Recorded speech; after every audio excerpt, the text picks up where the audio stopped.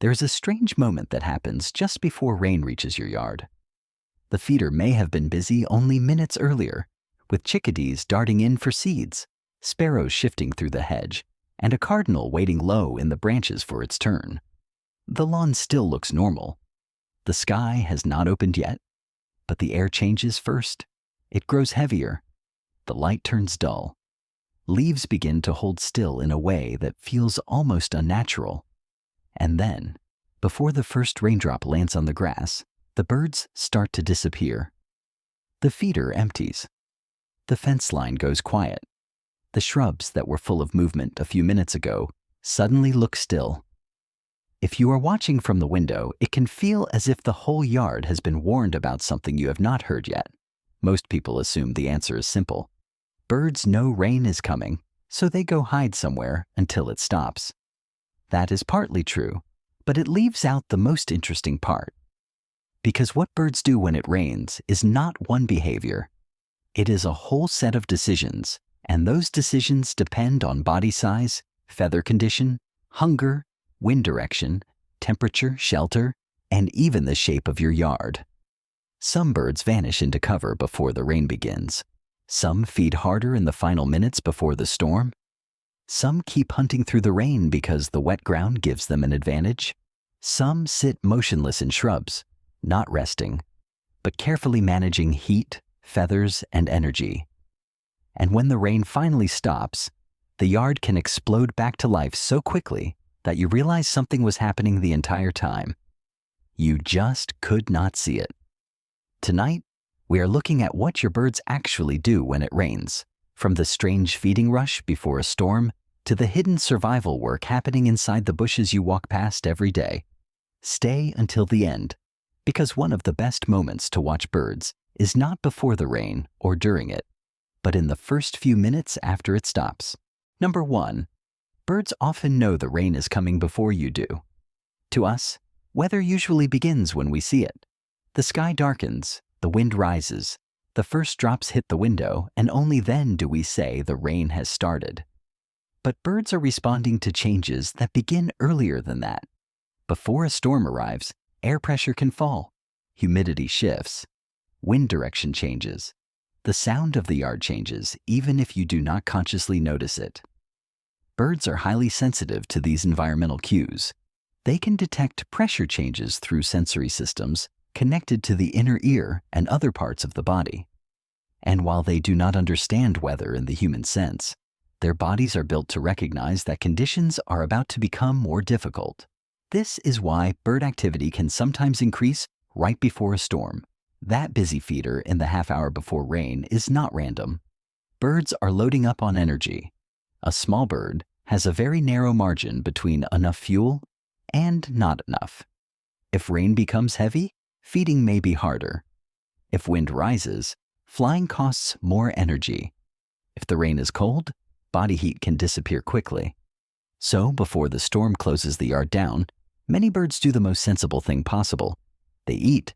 Chickadees may make repeated trips to the feeder. Finches may stay longer than usual. Cardinals may appear earlier than expected.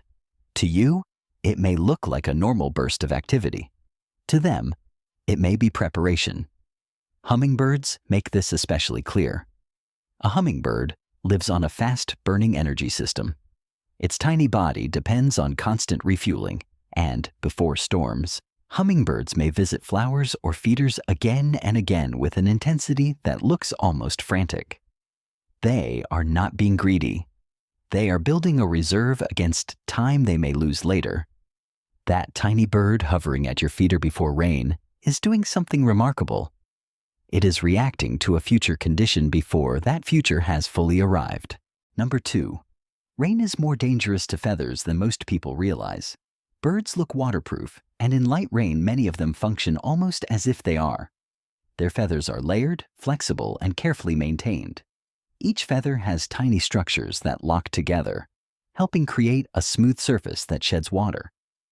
Birds also preen, spreading oils from a gland near the base of the tail through their feathers. This helps maintain the feather structure and improves water resistance. But feathers are not plastic raincoats. They are living tools, and like any tool, they have limits. In heavy rain, especially cold rain driven by wind, water can begin to work its way through the outer layer. Once feathers become saturated, the problem is no longer just discomfort. It becomes heat loss. A bird's feathers do more than help it fly. They hold a layer of air close to the body, and that trapped air is part of the insulation system that keeps the bird warm. When rain collapses that layer, a small bird can lose heat quickly. For a human, getting wet in the rain may be annoying. For a chickadee, a wren, or a small sparrow, cold rain can become a genuine survival problem. This is why shelter matters so much. When rain begins, many birds move into dense cover, not because they are afraid of water in a simple way, but because they are protecting the body systems that keep them alive. They choose thick shrubs, brush piles, evergreen branches, tangled vines, cavities, and the leeward sides of trees. They do not just land anywhere. They position themselves where leaves and branches break the rain, where wind is reduced, where their bodies can stay smaller and drier. A cardinal tucked deep inside a dense shrub may be only a few feet from where you last saw it, but now it has become almost invisible. A chickadee may slip into a small cavity or press into evergreen cover, using the structure of your yard as a shield. What this tells you about your yard is important. A bush is not only a bush. A brush pile is not only a messy corner. An evergreen is not only winter color. In rain, these things become survival infrastructure.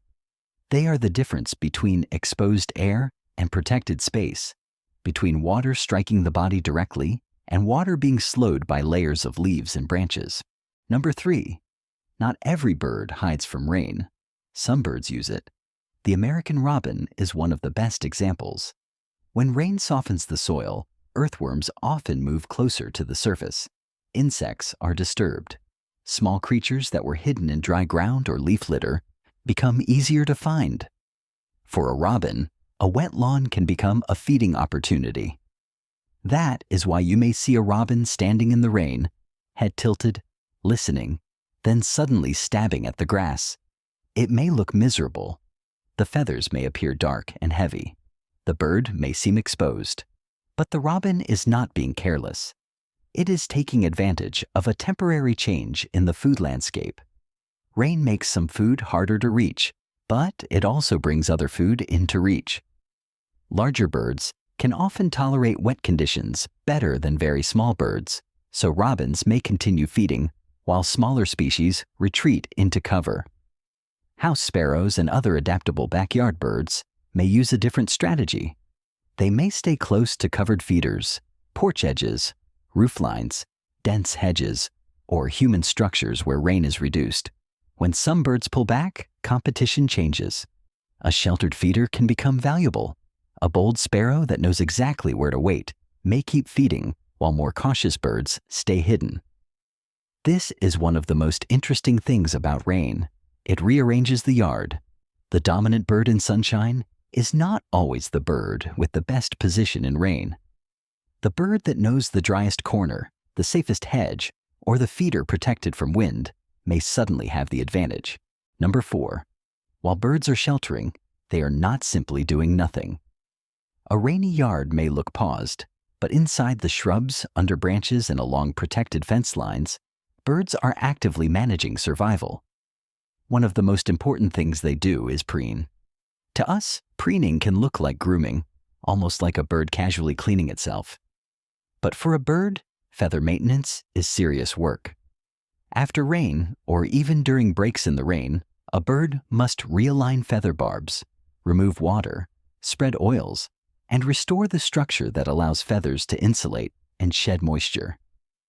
If feathers are out of place, water gets through more easily. If the insulating layer is damaged, heat escapes. If flight feathers are not aligned, flight becomes less efficient. So when you see a bird working carefully through its feathers after rain, you are not watching vanity. You are watching repair. Birds also manage body heat in subtle ways. They may tuck one leg up into the feathers to reduce heat loss. They may fluff slightly to trap air. They may reduce movement and sit still because every movement costs energy. In difficult weather, stillness can be a strategy. The bird hidden in a shrub is balancing several things at once: hunger, wet feathers, cold air, wind, safety, and the question of when it is worth moving again. This is the hidden life of a rainy yard. It is not empty. It is full of small bodies waiting, adjusting, conserving, and listening. Number 5. The first 10 minutes after rain can be the best time to watch. When the rain stops, the yard often changes faster than you expect. The feeder that sat empty may suddenly fill again. Birds return with urgency because the pause has cost them time and energy. Chickadees come in quickly, take food, and leave. Cardinals may arrive from cover. Sparrows gather near the ground. Finches return to the feeder. The social order becomes more visible because everyone is trying to recover the same lost feeding time. Dominant birds often move in first. Smaller or lower-ranking birds wait at the edges, looking for openings. The lawn becomes active too. Worms may still be near the surface. Insects may be displaced on leaves, bark, soil, and pavement. Robins spread across the grass. Wrens may move through low cover. Birds that were hidden minutes earlier suddenly appear as if the yard has been switched back on, but they were not gone. They were waiting for this window. Once you learn to watch the 10 minutes after rain, you start to see rainy weather differently. The quiet is not the end of activity.